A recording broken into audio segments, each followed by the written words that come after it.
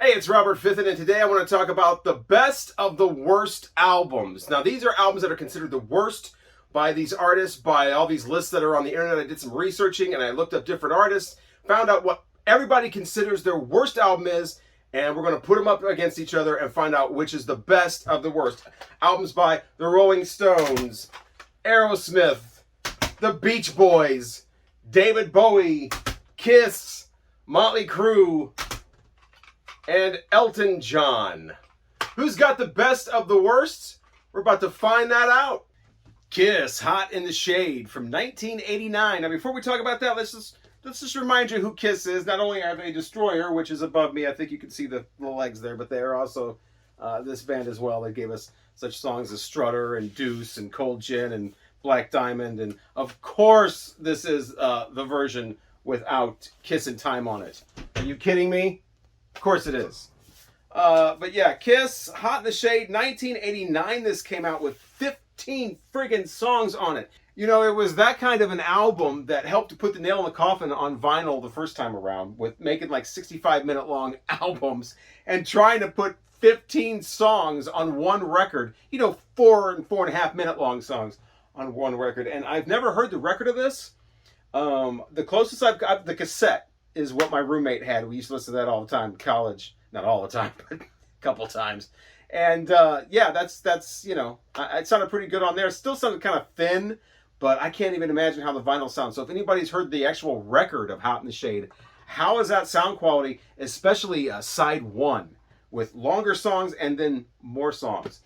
Speaking of songs, Rise to It is the very first song. This was released as a single. I didn't see the video, but Rise to It is, you know, sexual double entendre. I usually don't like those too much when older bands like Kiss are doing them, but with this song, it makes sense because it's basically Paul Stanley saying, look, I can get a hard on if I need to. If the occasion arises, you don't worry about it. I can get an erection. And so that's actually like kind of fitting for an older rock star. You know, he's not saying I've got one or, you know, well, I've got the best one. He's just saying, look, I can get, if it comes time, I can rise to the occasion. You know, don't you worry about it. So it actually is the rare sexual double entendre song that actually works for an older band. After that is Betrayed. Gene Simmons steps in here for a song that just flies out rocking. Yeah, it's a little dated sounding. It's the whole album is like that. So you got the 80s sound. You just have to overlook that if you don't like it. But other than that, Betrayed, you know, flying down the highway. This would be a great song to do that. I did that one of the times I was listening to it. And yeah, not too bad. This Kiss album is really starting off to be not too bad. After that is Hide Your Heart. Not into this song at all. Kind of one of those things where bands, you know, these guys have been rock stars for 15 years or more, you know, living the life. And now Paul Stanley's talking about Tito and Johnny and switchblade knives and out on the street and whatever. And it's just like, you know, not really. Here's the thing. I talked about bands doing like you know, songs about reality. How come if you're gonna do like a two guys fighting over a girl, why not make it like two roadies on a tour? And they in love with this same woman. I don't know. The woman did something, so they both hate each other, and they're fighting over this woman, and they both start sabotaging each other backstage, trying to make the other one look bad. And then something maybe happens to the band, you know, because maybe they blow the band up, and it's all over this woman. These two roadies fighting. That will be a killer song, I think, for like a rock band to do. Like, you know, instead of the, you know, Tito and Johnny on the street with switchblades. No, they're not. No, you know, maybe Tito and Johnny are on the street with switchblades, but I guarantee you Paul Stanley is not within 2 miles of that. Up next is Prisoner of Love. Gene is back for sort of like some boogie rock going on, but some great guitar work in this. Finally, you get to hear Bruce Kulick kind of show his chops a little bit in this song. Prisoner of Love. Stupid lyrics, though. I'm a prisoner of love, and I can't break the chains. It's the same kind of tripe you've heard a million times, and I'm just not into it. But again, I like the guitar work in it. After that, Read My Body. So now Paul Stanley does have a hard-on, which doesn't make it work as well as the song where he says, hey, I can get one if I need to.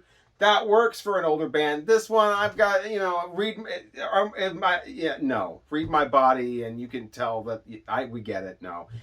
But the song though, sounds just like another song. And I've heard it like 5 times trying to figure out what it is. What is that? Na, na, na, na. What other song does that? That's another, I've got plenty of questions. That's another question. How does the vinyl sound of this? And what song is na, na, na, na? Smooth Up In Ya. I just got it. I guess I had to do it out loud. It sounds like Smooth Up In Ya from the Bullet Boys.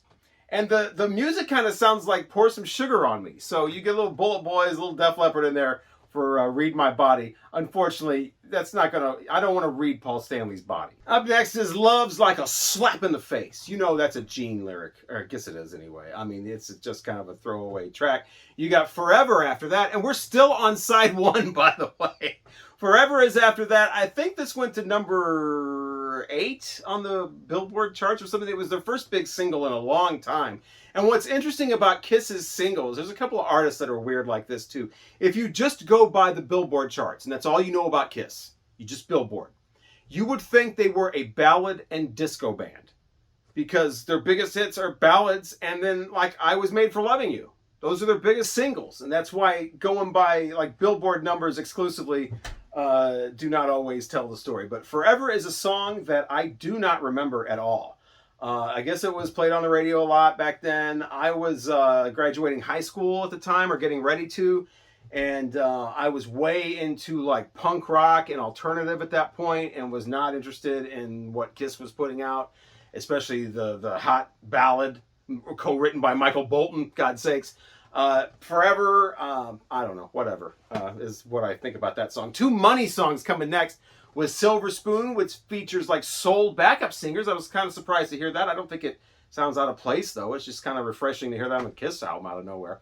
And then Cadillac Dreams, where Gene Simmons, again, the rock star being like for real on the album. I want money. I love money. I love money. And you know Gene loves money. So, I mean, good for you for having a song like that. But the only bad part is he's saying he has Cadillac Dreams and he wants Cadillac someday. Just do the song where you already got the Cadillac, man. You got that Cadillac. Everybody knows it. There's no reason to like, but yeah, I love money. I want money. That's like the chorus. So good for you, Gene. Love Me to Hate You is next, which is a song that kind of sounds like I Hate Myself for Loving You, which so does Love's Like a Slap in the Face, but that sounds like a different part of I Hate Myself for Loving You. So, I mean, you know, a lot of songs kind of sound like other songs around this time. I think they're being influenced. Obviously, they're doing their influences. Kiss with Hot in the Shade from 1989. A bunch of throwaway songs here at the end. There's no reason for this to have 15 songs. Like this could have been a pretty decent 11-song album, 10-song album. I bet it wouldn't be on a lot of the worst Kiss album lists. I bet it would be somewhere more like in the bottom middle or something like that. But people are putting this at the very lowest. It was either this one or the Music from the Elder were the two, or Sonic Boom. Those were the 3 that kept coming up on the bottom of the list, but I chose this one because this is kind of like in the middle of those. So you have Little Caesar, which is Eric Carr on vocals, which, you know, he does a great job, and his personality definitely comes through in his voice, and it's great to get a break from the over-the-top, you know, Gene Simmons sounding like a demon, and Paul Stanley with his, you know, I'm the love god. It's nice to have a guy that sounds like he's rocking out, having a good time, and Eric Carr's vocals sound like that. I just wish they would have given him a more memorable song, like with a better hook and just kind of like as soon as you hear it, you've kind of forgotten about it. But that's really nothing to do with Eric Carr's vocals. And then the album ends with Boomerang, which is like this galloping beat, almost like they're trying to a little tempt there with speed metal or something like that. Really rocking song that was just out of nowhere. I actually kind of like it. It's a little over the top. They're not great at that sound yet, you know. Maybe they'll get better when Revenge comes out. But a little taste of maybe what's to come when they get a little more metal later on with Boomerang, which I think ends with somebody going, "Oh Lord," or "Lord have mercy," or something like that. And that ends the, I think, 63-minute long Hot in the Shade from 1989. Like I said, I figured out the Bullet Boys thing, so I really just have the one question. How in the world does this sound on an actual record where they're fitting like more than 30 minutes per side? Is Kiss Hot in the Shade, though, listened to on a nice CD or even a cassette, is it good enough to be the best of these worst? I'll say one thing. It started off really strong. I was listening to the first couple of tracks and I'm like, this can't be the worst Kiss out. It sounds like Kiss. It sounds like typical kind of mid-late 80s Kiss. What's so bad about this? And I think it's just too much. It's just too long, and there's too much filler. And it does kind of, like I said, it has kind of a thin kind of sound. It doesn't exactly bounce out of the speakers and kind of come thundering at you. But I don't know, is this going to be the best of the worst? We'll find out. Rolling Stones, Bridges to Babylon from 1997. I was working in rock radio when this came out. I had just started, only been doing it for a couple of years, and was really excited to finally be playing a brand new Rolling Stones songs on here. Unfortunately, this is considered one of their worst CDs. It was really a toss-up. A lot of lists had this as their worst release too, Dirty Work from 1986. But this is a little more sentimental to me. I had this on a cassette for the longest time. I used to listen to this all the time. It was when I was first into the Rolling Stones. I was actually introduced to the Rolling Stones with their Undercover release. Imagine that. But this has Too Rude with Keith Richards' song Too Rude on here. So there's no way this is their worst. So I went ahead and reviewed this one instead. This was on a lot of lists too as their worst. Bridges to Babylon, 1997. Starts off with Flip the Switch, kind of like Start Me Up. It's becoming a cliche at this point with the starting something or kicking something off or whatever. Flip the Switch is a fast-paced, upbeat thing. It sounds like the Rolling Stones are just trying to have a fast song to start the album, kind of like it's almost like there's an official way to do things at this point, and that's how you do it. Anybody Seen My Baby? A great song for radio, a big hit with a video and all that, but didn't really ever do too much for me. I'm not a big fan of later Rolling Stones with Mick Jagger trying to sound like sexy and baby, anybody seen her? I'm not into that. So Anybody Seen My Baby really didn't do anything for me. I guess it was a big enough thing to get them, back on the radio and on MTV and all that. So can't be all that bad. After that, Lowdown is the one about putting all the news that's fit back on the shelf. Kind of get a little bit of a throwaway vibe on this one. It's one that, I listened to all these about 3 times each because I wanted to get a really good feel of them. I didn't want to just listen to them once and start going on here and babbling about them. So I listened to about 3 times each. And each time Lowdown was one of the ones where I was like, what was that? Oh yeah, it was that song about the news or whatever. So it's kind of like a throwaway type of thing. Already Over Me is like a ballad. It's kind of, it's already over me. But I still like it anyway. I don't know why. But it's really not that good, but I like it. Already Over Me. Gunface is actually that. Now, Gunface is probably my favorite song on here. It's the one along with Saint of Me, which I think sounds more like Rolling Stones type lyrics and songs. You expect something a little gritty from them. You expect something a little shocking or whatever. And in 1997, they're having a song about putting a gun right in somebody's face, especially a guy putting a gun in a woman's face. And, it's kind of that, it gives you back that kind of Beggar's Banquet, kind of sticky fingers, like, wow, what a song, After that, You Don't Have to Mean It, Keith Richards song. Again, Keith Richards, my favorite song on here from Keith Richards.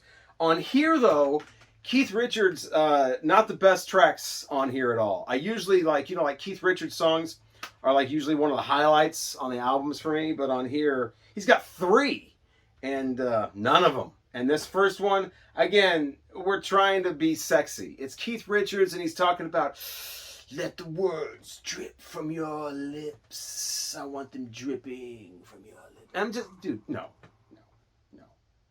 And by the way, lest we forget, because we're kind of trashing the Rolling Stones. The Rolling Stones are the band that gave us Let It Bleed in 1969. There's the inner sleeve. Let It Bleed. I'd love to have... Some people want gnomes from the All Things Must Pass. I want these. I want these in a box. I want these little Rolling Stones figurines. They should have done that for the 50th anniversary. I don't know why they did. This is the record. Anyway, Let It Bleed. Back to Bridges to Babylon. Out of Control was the next single. Or the third single or something. I never cared for it. It didn't really do anything for me. It's just like another one of those flip the switch, out of control, can't stop, rocket, just that kind of stuff. I'm not a fan of later Rolling Stones like that. Presenting the Rolling Stones Out of Control radio promo single. Saint of Me is on here. We talked about that again, Mick Jagger kind of saying, and like he's really Mick Jagger singing this. About how, you know, maybe you're trying to homogenize me in my later days and make me mainstream and whatever, but I'm still Mick Jagger, the Rolling Stones. You'll never make a saint of me. I thought that was brilliant. If that's actually the way the song, that's the way I took it anyway, is this Mick Jagger singing as Mick Jagger. And I love those times when rock stars will step out and actually do a song about something they're actually experiencing instead of, you know, hot woman's walking by, or, you know, I'm dreaming about my new car, or something that they haven't thought about since they were, you know, 17 years old or something. So Might As Well Get Juiced. Wow, what a bad song. We go from Saying to Me, which is kind of like what I just, you know, like the real deal, and then Might As Well Get Juiced just sounds forced. Again, they got the hip hop thing on here, working with like the Dust Brothers and stuff like that. None of the Rolling Stones are together during this whole recording. They all hate each other, apparently. And, or at least Keith and Mick aren't getting along very well. So nobody's recording at the same time. They're not a cohesive group. And then they're doing songs like Might As Well Get Juiced, along with, like I said, the DJ and the Almost Anybody See My Baby. It's like all about New York and whatever, and Staten Island. And I don't think he knows what juiced means. Now, I could be wrong, but in the hip-hop community, circa 1997, if you got juiced, that didn't mean getting drunk. If you got juiced, didn't that mean you got your street credibility upped? Like you got more power in the streets? Like you got juiced? Like you got boosted power? Street cred? Juice? No. I learned that from the movie Juice. Which, by the way, not to be confused with the movie Fresh. There's the soundtrack. Featuring a remix from the Wu-Tang Clan. I never get a chance to show hip-hop albums. This is one of the only ones I have. So any excuse to show the soundtrack to Fresh. Okay, back to Bridges to Babylon, because we're getting way off track here. Okay, Too Tight.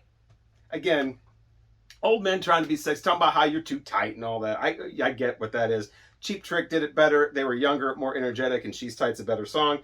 We got two more songs on here, and they're both Keith Richards songs. I don't remember a time when Rolling Stones album had two Keith Richards songs back to back. Is this going to be great? Not so much. You get crooner Keith Richards on Thief in the Night, which goes on and on and on. Like a thief in the night, I'm going to come in your house and I'm going to take your love. It's like Midnight Rambler meets like Perry Como or something. Again, I don't need crooner romantic Keith Richards. And then another Keith Richards song to end the album, How Can I Stop? Well, that's how the album ends after that. And that's another song where he's just kind of like, it goes on and on. It kind of meanders. It's got this China symbol in it that is just so like consistent and right in there that it sounds like tape hiss almost. But man, this album started off kind of like a generic Rolling Stones album, has a couple of high points in it, and then just ends on just comes to like this slow, just grinding halt. Bridges to Babylon from the Rolling Stones. Is it good enough to beat all these other worst albums from these artists? We will find out. But yeah, it's not too bad, but you know, you're going to have to give me more than Gunface and Saint of Me. We'll see. And that leads us to Elton John, and his worst album, according to all these lists that I've seen pretty much, is called Leather Jackets. Now, this is what happens when you don't send the Selection of the Month card back at the RCA Music Club. You get Leather Jackets from Elton John on a black cassette, which was kind of rare for the U.S. in those days. But yeah, RCA Music Club, that's why it looks a little bit different. This is currently being sold on Discogs for 50 cents.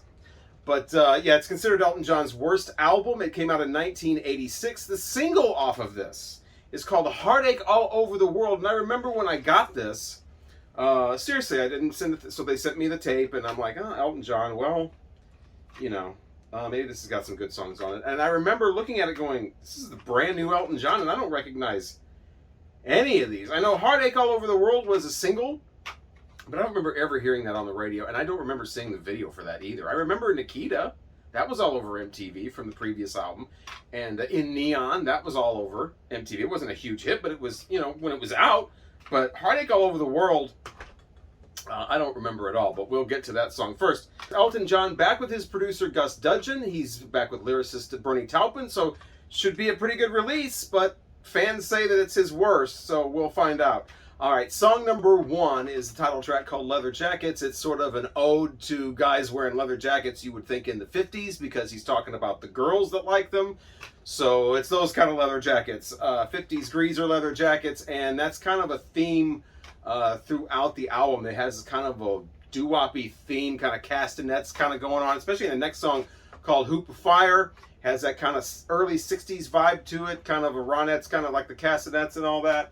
Kind of a generic song, kind of hard to understand what he's saying. You got that followed by Don't Trust That Woman, which was co-written by Cher. Hey, don't trust that woman to give you a hit. Because it's basically just track 3. Starts off the wimpiest of any Elton John song I've ever heard, and then kind of picks up a little bit, goes into Steel Drum Island, becomes kind of a fun song. But it's kind of weird because it starts off so incredibly wimpy, and then one of the first words he says is ball buster. So I just thought that was interesting for Don't Trust That Woman. But let's not forget Elton in better times. Here's Don't Shoot Me, I'm Only the Piano Player, the one that has Daniel and Crocodile Rock and the whole booklet with lyrics and everything, and good times. Love the artwork on these early Elton John albums. But yeah, I didn't show Goodbye Yellow Brick Road. Everybody shows that one. But anyway, this is, I think, one of the first albums released on MCA. Go It Alone is next. That's kind of more upbeat. Doesn't really go anywhere, though. A lot of 80s kind of stuff going on. You're not hearing a lot of grand piano on this album at all. A lot of electric piano, a lot of synth, a lot of drum machines. It's unfortunately your typical mid-80s product, and Elton John was victim of that, just like a lot of people. And I never understood why that was such a popular sound, especially with established artists like this. But Heartache All Over the World, I think I slipped over Slow Rivers. That's the one that has Cliff Richard and Kiki D. Doesn't really add a lot to it. Heartache All Over the World is next, and that's the single. That's the one, girls, girls, girls. You know, Elton singing about all these girls and giving him heartache all over the world. Yeah, it's just a sad song to hear now. It's an awful song, first of all, but it's like one of the worst songs on here, and it was a single. But it's just a sad song to hear Elton have to sing about girls, girls, girls, and you know, and at the time you can't sing what you're really thinking. And so you got to sing silly songs about girls, girls, girls, you know, Elton John. Heartache All Over the World, the single from Leather Jackets. Angeline is next. That's the one that has actually John Deacon and Roger Taylor from Queen on it, playing the bass and drums. It's kind of like, so, you know, you expected a little something, got Queen coming, half of Queen coming in to help you, and it just really isn't anything but another kind of doo-woppy kind of late 50s, early 60s kind of throwback thing. What's after Angeline? You've got Memory of Love, which is just kind of a generic thing.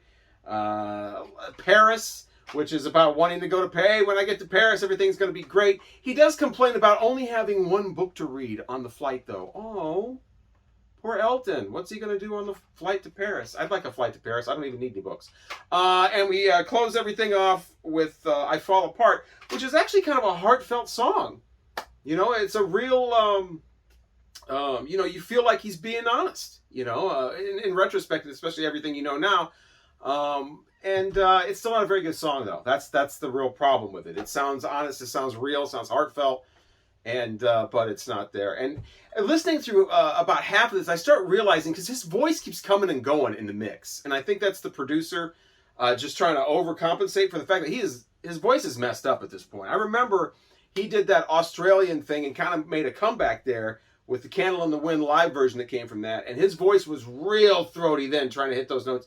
And then he had vocal surgery after that. So this is right around that time of being totally coked up, having throat problems, and he still managed to pull off, I don't know, it's listenable, I guess. It's not the greatest. It's not the worst thing I've heard in this whole scheme of things doing this video. I'll tell you that. It's not the worst one. Probably, you know what? I won't say that. Let's just wait and see if this makes the best of the worst. But I'll tell you what, probably not with that artwork. I forgot to mention that about the Kiss Hot in the Shade, too. What's the deal with that artwork? You guys are Kiss, for crying out loud. And here's some more lame artwork. Elton John, Leather Jackets. Okay, you know, I was going to wait to do the Beach Boys until the very end, but I can't wait anymore. Let's get right to it. The Beach Boys, Summer in Paradise, from 1992. This is the one where there's no Brian Wilson at all. He is completely out. I didn't research a lot on this. I know there's a lot about it that other people have probably talked about. I'm just strictly trying to hear this music, and maybe, you know what, maybe the Beach Boys will have the best, worst album of all. And I just couldn't pass up the opportunity. I just love messing with Beach Boys fans. That is fun. So 1992, the year this came out, not a lot going on with vinyl that year. So there's only one vinyl pressing of this. It's South Korean, and it's a promo. And right now on Discogs, there's one going for $1,500 for this Beach Boys album. It starts off with a cover of Hot Fun in the Summertime. One thing, I just hope that Sly Stone got some money for this. It is very, very generic, early, more like late 80s sound. All of this is 1992. Wow. It's got all the Hot Fun in the Summer. There's none of that sweet, like, soul sound, and there's none of that. It's just god awful. And there's a video for it. And I didn't watch any of the videos for any of these songs on any albums that I'm doing. I just wanted to really be about the music, except for the Beach Boys, because the video for this is like, it starts off, you don't think it's a Beach Boys video. It really looks more like the swimsuit issue Sports Illustrated commercial. And, you know, it's just this woman. She's got her top. She's just taking her shirt off. She's got a bikini under it. She's doing all this with her chest. And she's got the bikini bottoms on. And they're just panning everything. She's got that little diamond light coming through her legs. You know, she's got a little thigh gap thing going on. And it's just like got close up on all that. And, man, it just... doesn't it just kind of make you just want to buy a football phone? Yeah, that's the video. And then we cut to the Beach Boys sitting there playing in some just really, you know, just the worst looking, like the white, you know, Docker shorts, and the, you know, they each got their own little look. Later on, they each got a little kid that's supposed to be like them, like the Cure Boys Don't Cry video or something. It's just, it sucks. It's just sounds like sanitized karaoke, and it kicks off the Summer in Paradise album from the Beach Boys from 1992. Okay, next up we have the Beach Boys covering themselves with their very first song they had out on, I want to say, what was it? Colpix Records? And then Capitol redid it. But Surfin' was the song. And it's the one that goes, surfing is the only life, the only way for me. Now surf, surf, surf. That one. You know, that awesome masterpiece from the Beach Boys? That was so good that they're redoing it now, but they're updating it for this modern sound. And yeah, it's still just awful, and it's even worse now, actually. We're going to move on to some fun stuff here. Here's where we get into Summer of Love. And of course, like I said, Mike Love in charge of this whole album. So I often wonder, is Summer of Love, are we talking capital L or lowercase l? Because I think it's the Summer. Mike Love is all over this song. As a matter of fact, he raps on this song. This is a song that sounds like it's like, the whole album sounds like it could be from like some bad TV show from like 1989. This actually was used as the theme music for a Baywatch episode. The whole song, somebody's put just the opening of Baywatch online. 3 different people have done this on YouTube, and it's basically known as the video for this song, with credits coming up and David Hasselhoff running and the whole thing. But the Beach Boys are in there. You got to check out the look on Brian Wilson's face, because Brian Wilson is back, okay, by the time they shoot this promo thing here. So he's in it, and he's only in it for a few frames, but those frames are golden.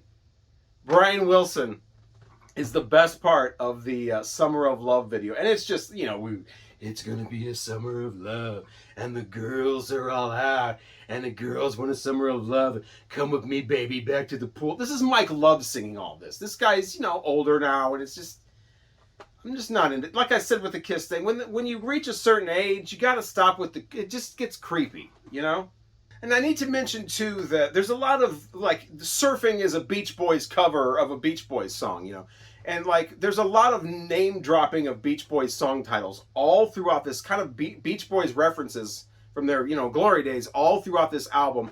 And Island Fever is the next song. It's just kind of a generic kind of song. Everybody's got island fever. Everybody wants to have a good time, whatever. And it says, wouldn't it be nice, in one of the lines. And it's like funny. You even start picking out like things that might not even be a song reference. Just a line that's like also a song title. But anyway, that song's not really too much to talk about. This was Mike Love's chance to, like, you know, this was right after Kokomo almost. This was a couple years after Kokomo. That went #1. That was huge. That was a Mike Love thing too, so it really kind of validated him. And this was his chance. He was telling people at the time to, like, really just kind of prove that this is he knows what he's doing. This is going to be an official soundtrack to summer. He's got the reins on this galloping horse, and we're going all the way to the top. And it's sounding more like he's really just on one of them concrete horses that you put quarters in outside the department store, because this thing is just like ridiculous. And it gets to a point where it's like, with this album, I didn't feel this way about too many of the other ones, but with this one, it was like trying to critique this or talk about it or put it along these other albums. It's almost like movies where it's, you know, is it so laughable that it's actually entertaining? It's like a Plan 9 from Outer Space is a fun movie to watch because of all the ineptitude of all the, Ed Wood's got such a big heart and really wants to do such a great job. He just doesn't have the skills, he doesn't have the networking, he doesn't have the right people involved, he doesn't have the equipment, he doesn't have anything. And it turns out, but you can tell the heart's there. This is kind of different because there's no heart. It's the lack of heart. And so it's that kind of makes it like entertaining to watch, even though it's so bad. But here you have something that's laughable. And it's like, does laughable translate to literal laughing? And then if you're laughing, is it fun? And are the Beach Boys a fun band? Is this a fun album then? So is those kind of questions start coming up, whereas they really didn't with the other albums. This is so bad that it's good type of albums, like the Shags or something. Next up is the track Still Surfing, which begs the question, did any of these sons of bitches ever bother to learn how to surf? Any of them. I mean, going around the country for, at this point, like 60 years, going around singing about surfing, none of them ever just took a day and learned how to surf. I just find that incredible. I know Dennis Wilson apparently was a surfer. He's no longer around for quite a while, and none of the others just decided, you know what, maybe one of us should learn. No, we're just going to keep... I bet Jan and Dean can surf. I know at least 2 of the Monkees could surf. Slow Summer Dancin' is the next song. Slow Summer Dancin' One Summer Night, in parentheses. And if you're a little bit younger and you've heard this song, and you're like, you know what, that one's not too bad. I like that part where it's like, one summer night. That's a cover. Okay, this is like a half cover. There'll be another one of those coming up, too. Where it's kind of like they put their own words to a classic, like, chorus, and then put that chorus in there.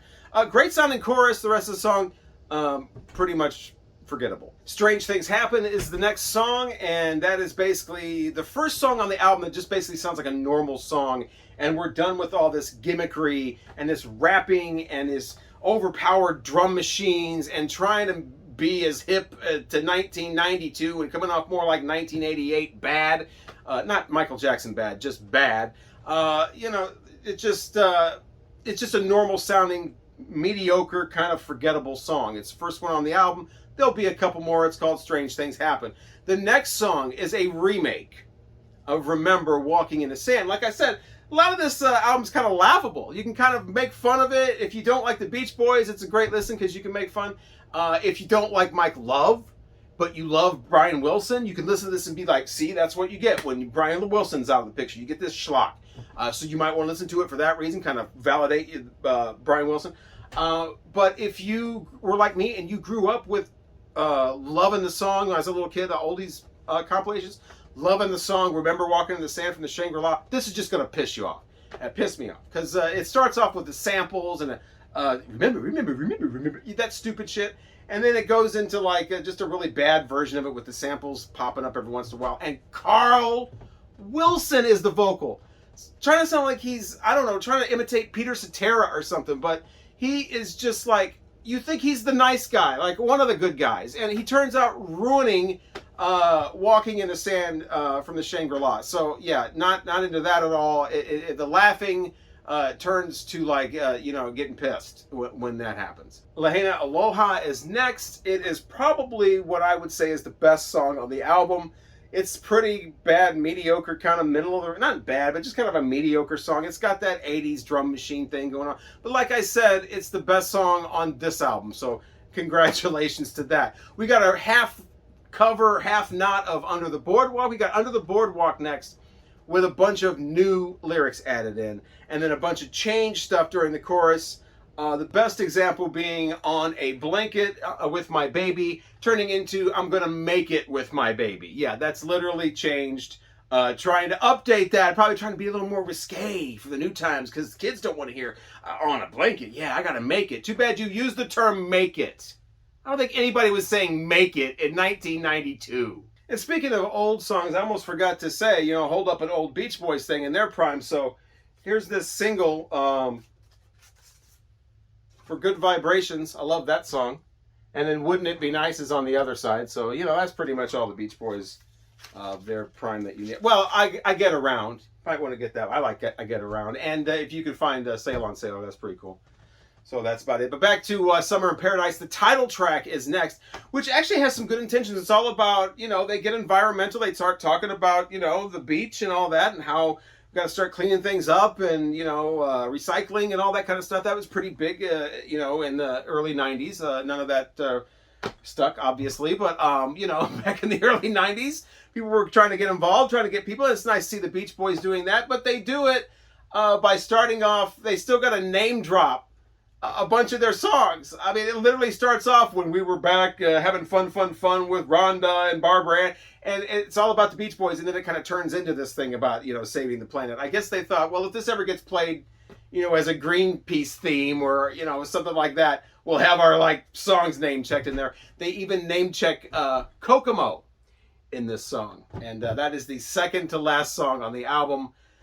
The final song is called Forever, you know, just like on the Kiss album, except for this, I would rather hear the Kiss song, Forever, than this. This is a Dennis Wilson song that I think a lot of people's favorite song from him, solo. It wasn't like a big hit or anything, and I'm pretty sure that's John Stamos singing this. Like I said, I didn't do a bunch of research because I didn't want to spoil stuff. I wanted to listen with like an open, you know, not hearing other people's opinion and stuff, but I'm pretty sure John Stamos, why? To pay tribute to Dennis Wilson? Is that how you do it? How about just put like, I mean, not that it would sound good, but it would go good with this album. It would be horrible, but it would go good with this album. I'm saying maybe take his vocal off and put it with some new music or something. That would be horrible, right? But it would still be better than, it just, this comes on, I don't even know what, I thought my thing had changed to the next thing, which, by the way, that's how I had to listen to this. I had to stream it, not even a legitimate stream, on YouTube. Thankfully, somebody has it on YouTube. This thing is impossible to find. For something that somebody, Mike Love, was so proud of when it was being released and talking about how this was going to be like, this was it. This was going to be the Beach Boys' crowning achievement. Finally, he was free of the restraints of Brian Wilson, and he could really go and, you know, make it happen now. Now this thing is long out of print, and like I said, no streaming services have it. You have to, if you want to hear it, you pretty much have to hear somebody uploaded it, thankfully, on YouTube. But yeah, Forever, I thought it had skipped to the next thing. I didn't even realize we were listening to the same album. Sounds way out of place, and it's, you know, Dennis Wilson, why do that to his song? That was his, he doesn't, not like he's got a bunch of hits or anything, but, you know, that's what they did, and that's what closes the album. And, you know, it's got nice artwork to end on a positive note. It's, you know, the dolphin, I think, and some other, like a hammerhead or something, some fish and stuff just kind of swimming around doing their own thing underwater, and then an island off in the distance. I'm surprised it's not Mike Love, like, bare-chested with, like, you know, the Beach Boys, or, you know, Summer in Paradise with an arrow pointing or something. I don't, whatever, you know. But, the cover art is kind of, you know, whatever now, but it looks like something that would be on a puzzle or something. But, you know, it could have been worse, I guess. So will this be the best of the worst albums? That's still coming up. Motley Crue, Generation Swine, 1997. When this came out, there was a little bit of excitement because Vince Neil was back with Motley Crue, but there was also not a lot of excitement because it was 1997 and they were Motley Crue. So it kind of went both ways. This album gets accused of kind of making them something they're not, and it's kind of unfocused and all over the place, but I love unfocused and all over the place albums. Those are my favorites. So I may not even have a problem with this, but yeah, Motley Crue Generation Swine. Notice the annoying upside down jewel case. This is actually the way that's supposed to go. You know what? Stay tuned after the video. There'll be a full tutorial on how to make sure that you have your Motley Crue Generation Swine booklet and everything in the correct way there. But anyway, it starts off with a song called Find Myself. They're looking for drugs. They're looking for love. They're looking for album sales to stay relevant. Kind of a rocking thing that, you know, Vince Neil's rocking out to kind of declaring themselves as badasses again. He says he's a sick motherfucker. I'm not really into people who call themselves things like sick motherfuckers. I think that's something that somebody else should call you. You know, you can't really, that's like calling yourself cool or, you know, hot or something. I don't know. Find Myself. That's a great way to kind of start the album off. Kind of like, you know, standing their ground, you know, just setting the pace. Afraid was the rock radio single. I always liked that song. I liked it when it came out. It was really interesting, though, because it doesn't quite sound on the radio the way it was on here. What we played and what was issued to rock radio was this this remix. And this had the Swine remix and the Rave remix. We played the Swine remix. But I thought it was interesting that, you know, single number one and they're already issuing remixes to rock radio for Motley Crue. You'd think that, you know, why does rock radio need a Motley Crue remix? But Afraid I thought was a great song. You know, I didn't have a problem with that at all. Plush is next, kind of a cliched melody going on here with the lyrics about do I want to die? And the answer's probably yes. But, I mean, death is kind of like a thing that kind of goes on, kind of a topic that comes up throughout this album. But it is Motley Crue. They would know. I mean, both sides of it. Generation Swine, the title track is next. Starts off really promising. Got a really nice rock guitar riff going on to begin it with. And then, unfortunately, here come the vocals to ruin everything. The drums, too, are kind of mixed in this kind of flat, a little ump in there. Boost those drums up, get rid of those vocals, and just have a nice rock-out instrumental with the title track, Generation Swine. Which, by the way, this has never been released on vinyl. There's a couple of bootlegs going around, but they've never actually put out an official Generation Swine for Motley Crue on vinyl. I mean, I don't know why not. That would be something I think a lot of people would be interested in. I do still, after all these years though, almost forgot, have my Motley Brew. A bottle of Motley Brew, as you can see, with Generation Swine and the pig on there. This is still unopened and a little dusty after, what is that? Wow, a long time. Yeah. Motley Brew, not to be confused with the cocaine drink that was out a couple of years later. This was only out for a little while. Actually, this has really not a lot to do with Motley Crue. But anyway, back to the album. Let's see. Confessions is the next track. You get to hear some minor key Motley Crue with the oohs kind of breezing along there, kind of slowing things down a little bit, but not too bad. It's nothing you'll skip over. Beauty is the next track. It was the second single. It's kind of like, why? Why would that be the second single? But it was, and I know our station never played it, but basically ruined by horrible vocals. Beauty sounds more like it was sung by the Beast, am I right? But yeah, why was that released as a single? Glitter follows that. Now, see, this is where I thought, this is actually a really good album. Wow, why is this the worst Motley Crue? Certainly it can't be. By the way, it was in contender with this. People also said New Tattoo was the worst Motley Crue, but I picked this one just because it had Tommy Lee on it. But I was thinking, you know, this isn't that bad at all. And then here comes this song called Glitter, which there's kind of really no excuse for. This was never going to be anything that broke them through to like the TRL or whatever. And this synthy thing going on with this bopping synth, like, if you're going to take up synths and you're a hard rock band in 1997, you probably want to go more Nine Inch Nails, less like Right Said Fred, but, you know, it really kills the album right there. Anybody out there, track 8, like a speed metal almost thing, they almost try to, like, it's trying to redeem themselves at the last minute, like almost apologizing for the Glitter song before. But it rocks, but it's almost like, yeah, but you just did the Glitter song, so it kind of ruins us. Let Us Pray starts out just like Cowboys from Hell from Pantera, but unlike that song, Let Us Pray just kind of starts to meander and kind of goes along. It just makes you want to hear Cowboys from Hell. That's what Let Us Pray does. That's track 9. Rocket Ship is after that with track 10. That is Nikki Sixx writing a song for his wife. Kind of a semi-acoustic thing, but it's got all these kind of like electronic flourishes over the top of it that aren't very welcome at all. It's not really that good of a song. A Rat Like Me is all right. Kind of a throwaway. You know, if we're talking about all these kind of throwaway stuff, maybe we should remind you of who Motley Crue was in 1983. There's Shout at the Devil, featuring the original Shout at the Devil, not the 97 remake that is on Generation Swine, which...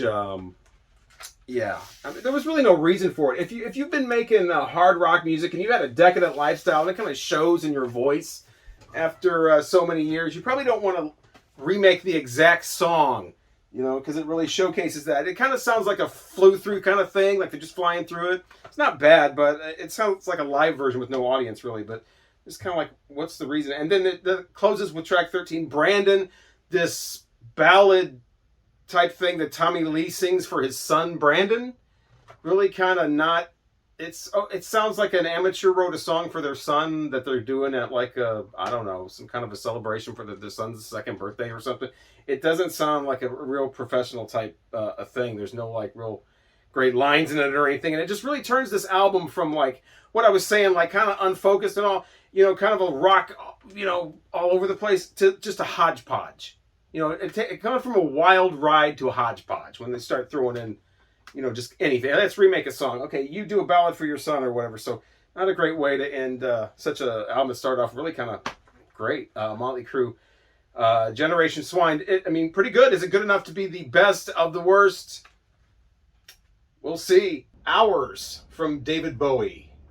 This was released in 1999, back when a lot of the U.S., especially like radio stations and promotions, weren't really doing a lot with David Bowie, unfortunately. This came out, was kind of really unnoticed, and now it's starting to end up on the bottom of lists, you know, as far as the best David Bowie albums, or the top of the list of the worst, along with Never Let Me Down, and also this one, Tonight. But, by the way, this is the Tonight cassette I've had since the mid-'80s.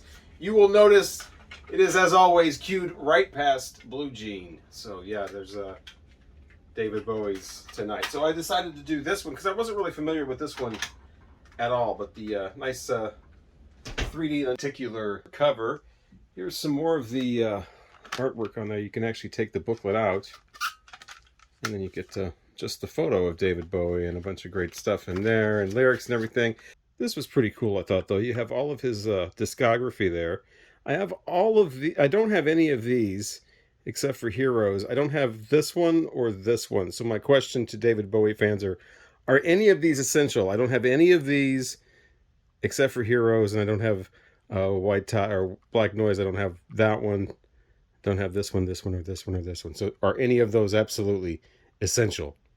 Starts off with a track called Thursday's Child, and right away you hear those kind of pedestrian sounding drum loops and drum tracks and stuff like that, and it's like, David Bowie's voice a little bit shaky at the very beginning of this, but not too bad, and, you know, just kind of really sets the tone for that mix that you're going to hear throughout the album.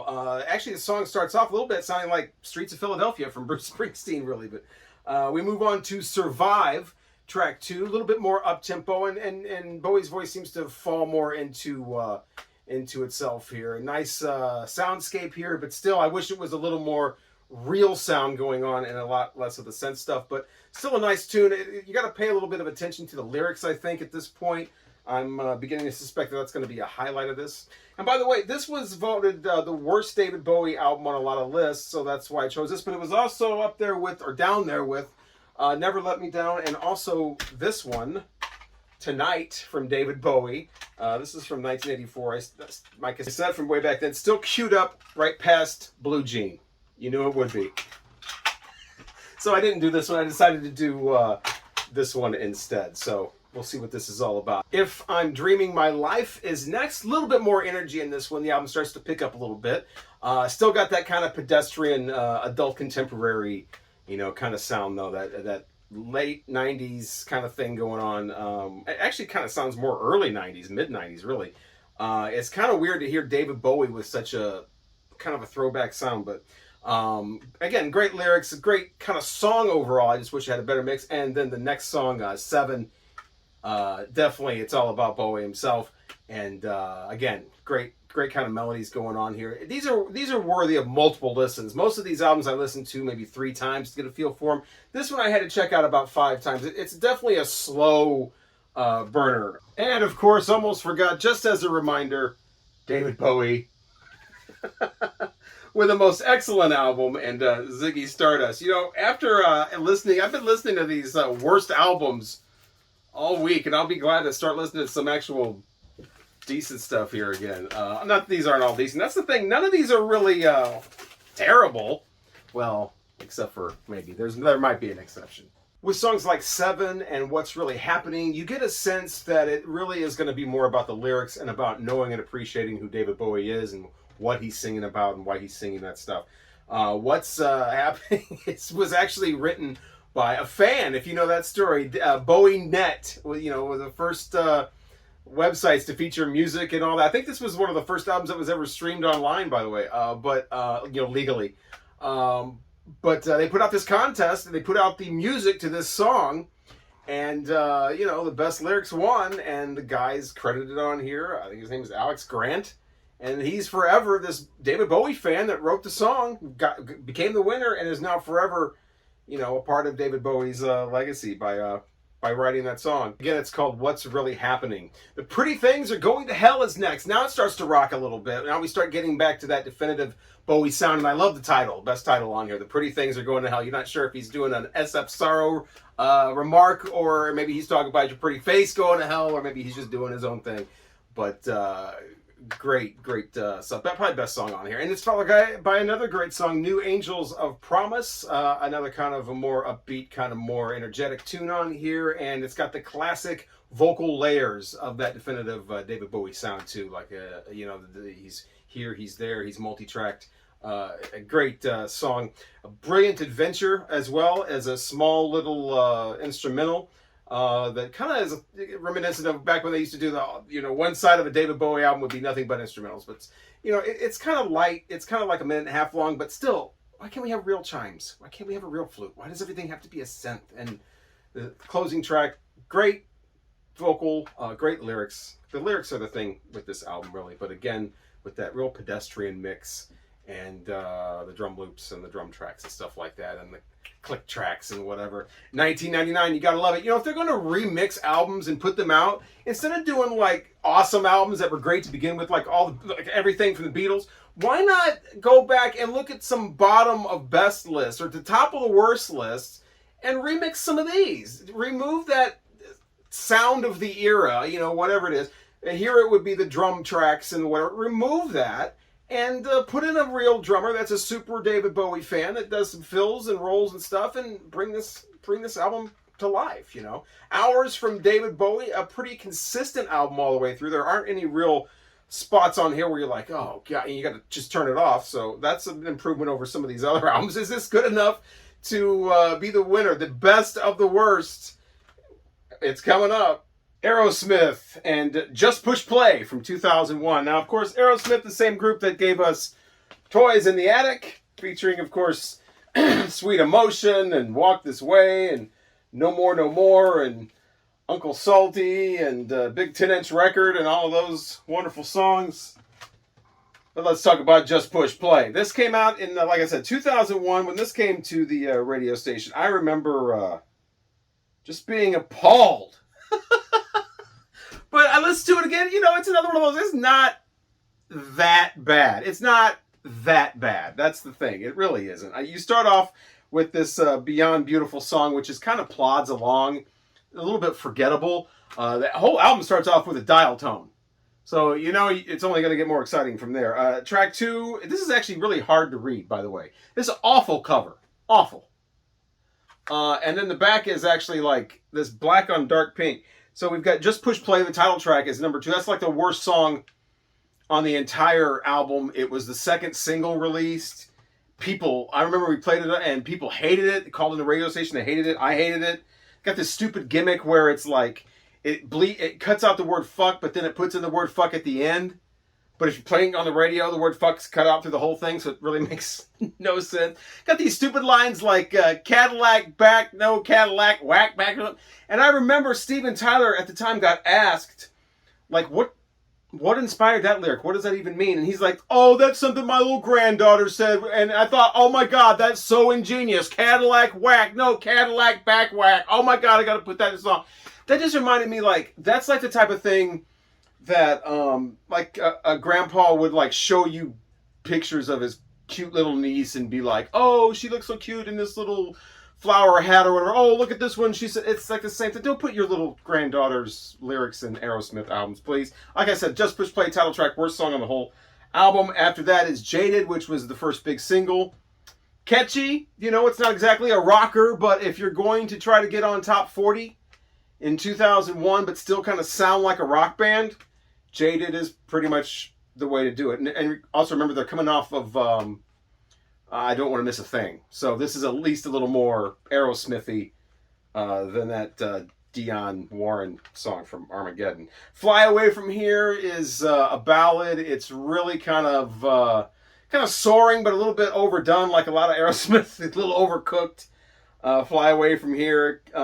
Trip Hoppin' is after that. That's kind of a throwaway track. It's not Steven Tyler rapping, even though it's called Trip Hoppin', so at least you have that. But again, kind of forgettable. Sunshine is after that. That's not too bad of a song. It's kind of a ballad, but also more of like a trippy, kind of druggy kind of references in there. Nice to hear some druggy references from Aerosmith with the Sunshine song. I remember actually liking that one when this was first out. So you have that kind of nice Sunshine song, but followed by Under My Skin, which starts off with this great, like, you know, finally some rock guitar with a rock riff. You think it's going to be rocking out. It does kind of rock a little bit, but the problem is that they got that great rock riff in there, but everything else is thrown into. You got horns, you got loud this and loud that. Everything is just kind of piled on. It sounds way overblown. I wish they would have, you know, I wish they would have kept it like lean and mean with that guitar riff, but they really kind of just overcooked that one. Under My Skin started off promising anyway. Love Lies, some good lyrical premise, I guess, but they don't do anything with it. It's kind of a throwaway. Over Your Head is, now we got the rap song. We didn't get the rap song with a song called Trip Hoppin'. Here comes Steven Tyler rapping. And, you know, they always credit themselves with being the first band to do a rap song with Walk This Way, by the way, Toys in the Attic. This is not like, that was all like innovative. They were doing that in 1975. And this is 2001, and they're rapping in this song like it's 1984. Like it's the so they went from being really innovative to sounding very, throwback. It's not what they intended, I don't think. Over Your Head is what you want to skip over. Man, this is hard to read. Drop Dead Gorgeous is after that. Again, kind of forgettable. We're getting towards the end of the CD. I think I must have stopped listening to this whenever I listened to this a few times back when it first came out. I probably never made it all the way through. I don't remember Light Inside. That's actually kind of cool, though. Kind of a layered sound. Again, we're not going to get lean and mean Aerosmith at this point, unfortunately. But you do have that kind of bombastic sound, but it is kind of well done. I do like the song Light Inside. And then Avant Garden ends the whole thing. Again, kind of a throwback, more of Aerosmith, classic Aerosmith sound. But again, way overdone, so it's not going to sound like Dream On or something like that, but it's a nice refreshing thing after all the rapping and that kind of the 1984 version of rapping and all that. So again, not a horrible album. Listening to all of these, like, and not listening to stuff like this, not listening to like Aerosmith and then listening to this doesn't sound that bad. Again, I remember being horrified when this first came out, and I really liked Nine Lives. I even liked Deuces Are Wild, that song they had that they threw away from the Get a Grip, and it ended up on like Beavis and Butthead Ultimate Experience or something. But I even liked that. I love that song. I liked a lot of Nine Lives, and I was ready to like this and just thought it was abysmal. But now listening to it again after all these years, again, not that bad. But is it the best of the worst? Oh, and also don't forget the little part that's after. There's a hidden track on here that just has some weird strings. And by the way, if you're looking for the vinyl of this, it's only been released twice. Way back in 2001, US has it was released in the US and the UK, and it goes for about $275 to $300. So good luck finding the vinyl of Just Push Play from Aerosmith. All right, the time has come to make a decision. Which one is it going to be? Is it going to be Elton John, Leather Jackets, Kiss, Hot in the Shade, Rolling Stones, Bridges to Babylon, David Bowie, Hours, The Beach Boys, Summer in Paradise, spoiler alert, it won't be, Motley Crue, Generation Swine, or Aerosmith, Just Push Play? These are all considered the worst of the albums of their respective artists. But which one of these is the best? First of all, like I said, none of these were really absolutely horrendous, with the exception of the Beach Boys. This one was just kind of sad to hear Elton, in that condition. This one was just kind of pedestrian and just kind of going along. They're going to work, they're doing their thing, and it's the same old thing over and over again, talking about how we're rocking and being all sexy and whatever. And same thing there. These guys trying to get it together, but they got some hits, they got some misses on this. And then David Bowie, kind of the kind of a bad mix, just kind of a synthetic kind of mix on this, but still it's a great David Bowie lyrics in there. So what are we going to do? Which one's the best? Well, let's get rid of the Beach Boys right away. That's not the best. Okay, Elton himself hates this, and it's got that heartache all over the world cringe going on. No, it's not going to be Elton John.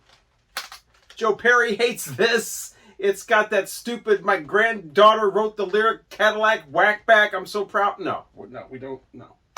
Not for the Just Push Play song alone. And that awful artwork. So we're left with Kiss, Hot in the Shade, Motley Crue, David Bowie, Rolling Stones, Bridges to Babylon. I'm going to say no on the Kiss, just because, there's a couple of great songs on there. I loved hearing Eric Carr's vocal, but just a lot of really not very good Kiss songs, and they've got so many better albums. So yeah, and then awful artwork and Forever and all that. No, they're gonna get rid of the Kiss. Although the Kiss album does have the biggest hit out of all of these, according to Billboard. Fun fact. Rolling Stones. It's got a lot of cringe on here with the guys trying to still be sexy, and the drum loops is that. Charlie Watts just passed away, and this has got, drum loops. So almost out of respect, you gotta. I don't like hearing bad Rolling Stones just because I'm too big of a Rolling Stones fan. I can handle not so good Motley Crue, but hearing bad Rolling Stones hurts. It's not bad. Gunface is good. Say to Me is good. It's got some cool stuff on there, but too much skip over. Wow. We're left with David Bowie and Motley Crue. Two completely different sounds, but this has got, again, it got some great moments on here, but too much skip over stuff. Too much, especially that Glitter song. That's kind of unforgivable, and redoing the Shot at the Devil, and it's got great moments. But I'm gonna go with the David Bowie. David Bowie's the only one where he sounds like he's trying to be David Bowie through the whole thing. He's not trying to do anything other than be himself. It could do with the remix. I would love to hear this get remixed and remove some of the synth stuff with real things like real drums. Get a David Bowie superfan in there that do some real drumming, not half-assed. Drumming with some fills and some different stuff going on, pickups and stuff. So I would love to hear that. But this is a great album. It takes a few listens. It's definitely kind of a grow on you kind of album. It's more of a lyrical thing than more of a musically adventurous thing. I would have liked to hear a little more adventure in the music, but these are all supposedly the worst albums, so none of these are going to be great. But I think out of all of them, this one is probably the best. This one's a wild ride, especially for Motley Crue fans. I bet more Motley Crue fans would put this in their top 10 Motley Crue than Rolling Stones fans would put this in their top 10 Rolling Stones. Because Motley Crue has 10 albums exactly. Aerosmith, Jaded's okay, Sunshine's okay, but too much. And Joe Perry hates it. Elton John hates it. And David Bowie, your winner with Hours. If there's another round of this, maybe David Bowie will go on to take that round's winner and we'll have a big championship. Thank you so much for watching. Please subscribe if you have not done that, because I'm assuming a bunch of people probably just unsubscribed, because you know how people are. Like the video if you liked it. And real quick, here is a tutorial on how to properly store your Motley Crue Generation Swine CD. You will notice the jewel case and everything upside down here. You may not have your promo stamp on yours, but the booklet actually goes in like this, so the titles there are consistent. And you open that up and you take the booklet out, and you can see that track 1 is here, track 2, track 3, turn the page back, track 4, track 5. So it makes sense if you keep your Motley Crue Generation Swine booklet in that way. An easy way to know if you've got it in correctly is if the little part of the flag here matches the flag here. So everybody check their Generation Swine Motley Crue CDs and make sure they are